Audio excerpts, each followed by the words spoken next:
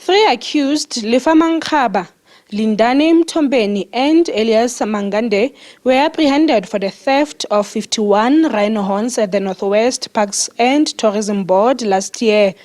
Only Mankaba and Mtombeni were released on bail.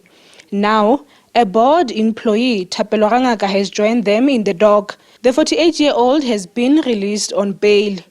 As a result, the court concludes that an amount of 5,000 rands bail be set. Bail is therefore hereby granted to the applicant in the amount of 5,000 rands and subject to the following two conditions.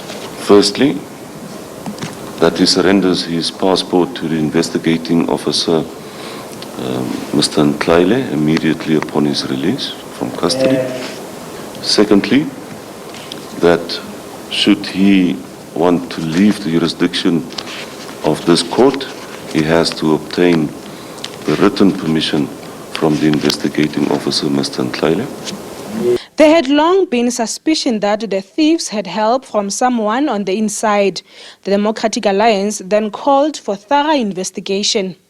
DA has been calling for a long time for a proper investigation into this case. We were the first to break the story after we received a tip-off that this theft had happened. One of the things that seemed incredibly suspicious was that this was able to have taken place so easily and the horns to be removed without anybody effectively noticing. And also, there was a key that was inside a safe somewhere, and it was almost impossible for a random criminal to have gotten in, found that key, and managed to open the vault and get off with that large number, and get away with that large number of horns. This also brings to question the Parks Board's capacity to control rhino horns stockpiles.